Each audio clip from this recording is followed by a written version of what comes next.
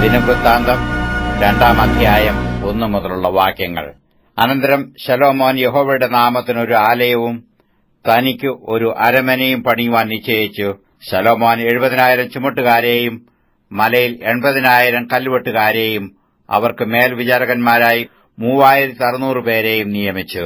പിന്നെ ശലോമോൻ സ്വരാജാവായ ഹൂരാമിന്റെ അടുക്കൽ ആളയച്ച് പറയിച്ചതെന്നാൽ, എന്റെ അപ്പനായ ദാവീദ് തനിക്ക് പാർപ്പാൻ ഒരു അരമന പണിയേണ്ടതിന് അവന് ദേവദാരു കൊടുത്തയച്ചതിൽ നീ അവനോട് പെരുമാറിയതുപോലെ എന്നോടും ചെയ്യണം. ഞാൻ എന്റെ ദൈവമായ യഹോവയുടെ നാമത്തിൽ ഒരാലയം പണിയുവാൻ പോകുന്നു.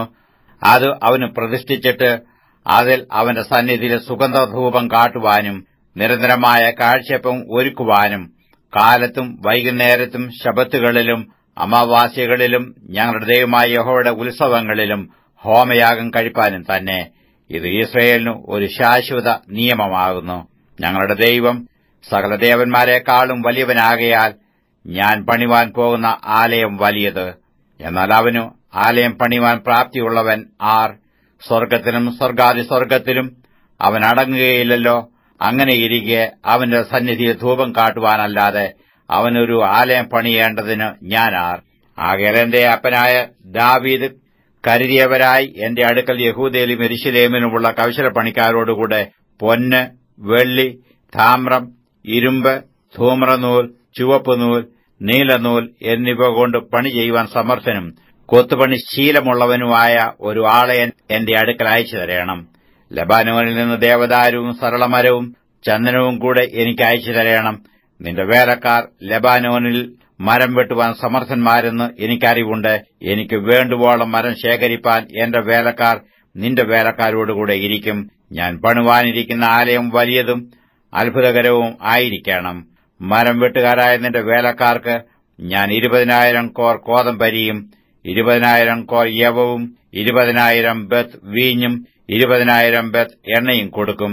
സ്വരാജാവായ ഹൂരാം ശലോമോനു യഹോവ തന്റെ ജനത്തെ സ്നേഹിക്കൊണ്ട് നിന്നെ അവർക്ക് രാജാവാക്കിയിരിക്കുന്നു എന്ന് മറുപടി എഴുതി അയച്ചു.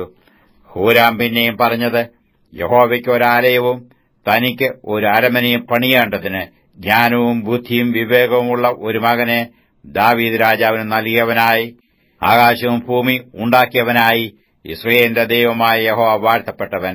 ഇപ്പോൾ ഞാൻ ജ്ഞാനവും വിവേകമുള്ള ഒരു പുരുഷനായ ഹൂരാം ആബിയെ അയച്ചിരിക്കുന്നു. അവൻ ഒരു ധാന്യസ്ത്രീയുടെ മകൻ. അവന്റെ അപ്പൻ ഒരു സോര്യൻ.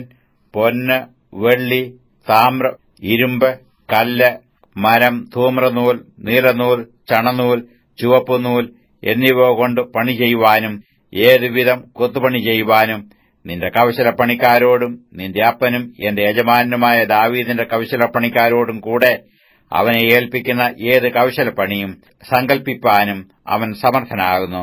ആകയാൽ യജമാനൻ പറഞ്ഞ കോതമ്പും യവവും എണ്ണയും വീഞ്ഞും വേലക്കാർക്ക് കൊടുത്തയക്കട്ടെ.